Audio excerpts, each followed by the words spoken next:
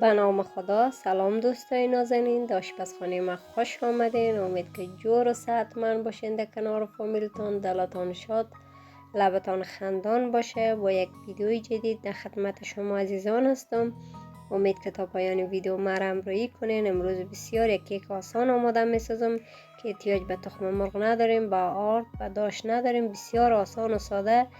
بریم ببینیم که کیک آسان و ساده چه رقم آماده میشه. با معرفی مواد اولیه آماده ساختن از این کیک شروع میکنم. برای آماده کردن از این کیک آسان احتیاج به 2 بسته بیسکیت داریم که یکیش قهوه‌ای است، یکیش ساده، 3.5 گیلاس شیر، 1 بسته پودینگ، نصف قاشق قیل چای. بسم الله گفته شروع میکنم آماده کردنشه. در قدم اول در داخل دیگ پودینگ مندازم. بعد از اینکه پودینگ انداختم 3.5 گیلاس شیر مندازم. خوب همراه همزن هم بزنم تا که پودینگ همراه شیر مخلوط شود. بر 5 دقیقه خوب هم بزنم. شیر باید سرد باشه که مندازیم. بعد از اون نصف قاشق ایل اضافه میکنم. ایلم خوب هم میزنم. در نوبت از است که سرگاز بانم. سرگاز میمونم با حرارت متوسط آهسته آهسته هم میزنم تا که جوش بیه.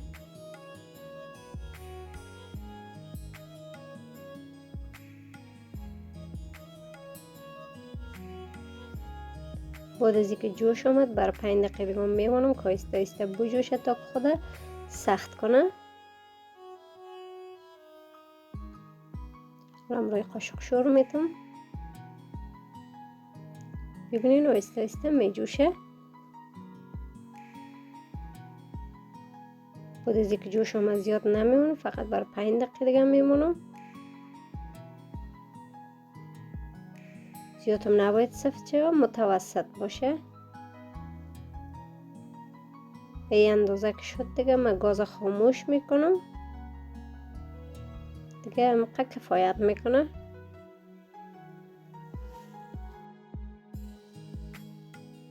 خب مواد ما آماده شد. 2 رقم بیسکیت هم داریم.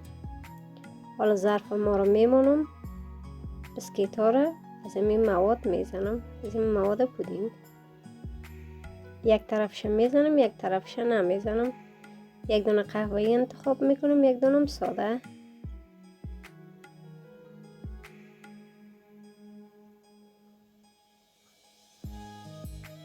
واقعا اگه یک دفعه آماده بسازین خوشتون میاد. بسیار مزه‌دار است، بسیار ساده و آسان هم است. شبای زمستان دراز است، آدم آماده بسازه، همراه چای بشینه، همراه فامیل خود نوش جان کنه. به این صورت کلش آماده میسازم. حالا 1 فنجان میمونم که بیسکیت ها رو درش تکیه بدم که بیسکیت نفته. با کمک فنجان میتونم کلشه هم تا پشت سر هم بانم. اگر ظرف شما لبه داره میتونید در لبه ظرف قرار بدین. اما ظرف من هوار بود نشد، از خاطر 1 فنجان ماندم.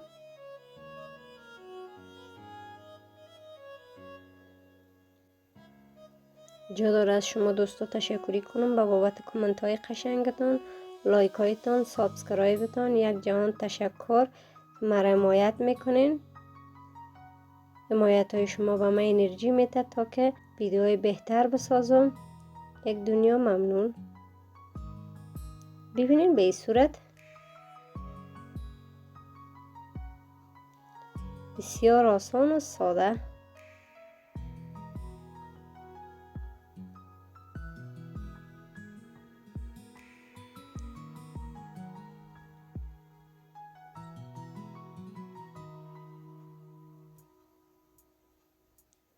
حالا 1 چند تاش از این مواد میزنم، روی هم دیگه میمونم.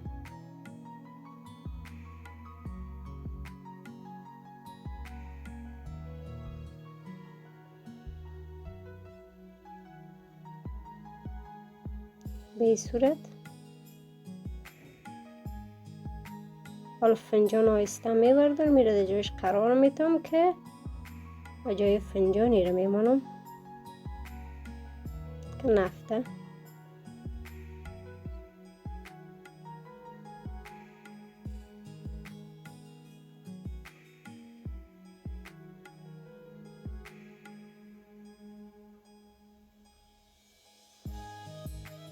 کلش چینده ما لازم این مواد در رویش مندازم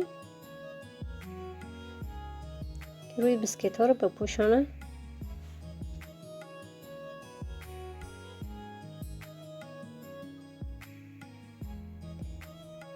بعد از اینکه مواد انداختم رویش خوب سه صاف میسازم، بغلایشم صاف میسازم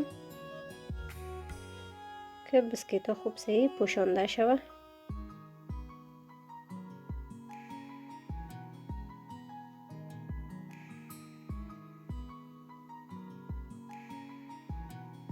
من از رنگ قهوه‌ای پودینگ استفاده کردم، شما میتونین از سفیدش هم استفاده کنین، از رنگ‌های دیگه شون میتونین استفاده کنین، هر رنگش که رنگ دلخواهتان است میتونین استفاده کنین.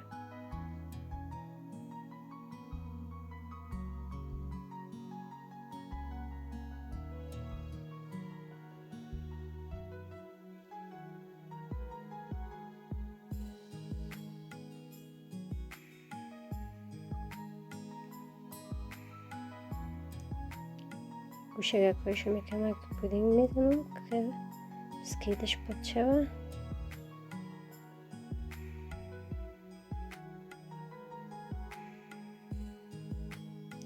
زیاد به صاف کردن زیادم ضرورت نداره. خب کیک ما آماده شد. حالا برای 2 ساعت در داخل یخچال میمونم خوب سه سرد شوه و آماده شوه. میتونین از 2 ساعت زیادتر هم بونین، هرچی زیادتر باشه همقدر خوبتر میه. بعد از 2 ساعت که من ماندم حالا برش میزنم به این صورت.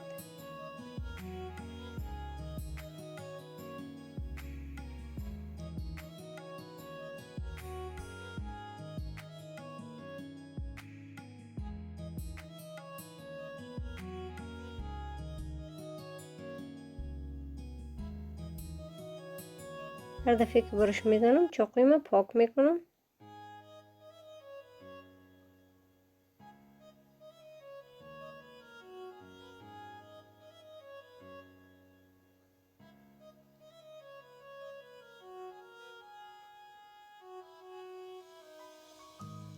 کیک ما رو برش زدم، حالا یکم اگوار پودر پسته درش مندازم.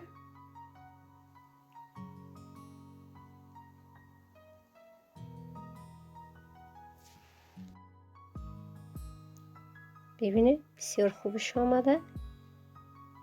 شما باید دلخواه خودتان برش بزنید، من به این قسم برش زدم.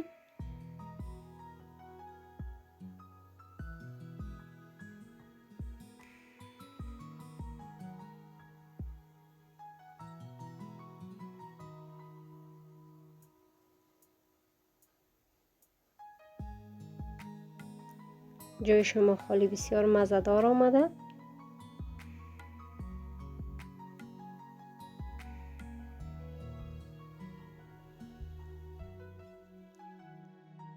خب دوستایی بود ویدیو امروز ما که کیک آماده ساختم. انشالله که مورد پسندتان قرار بگیره. تا یک ویدیوی جدید و یک غذای جدید شما رو به خداوند بزرگ و مهربان مسپارم. روزگار خوب داشته باشین. خداحافظ شما عزیزان.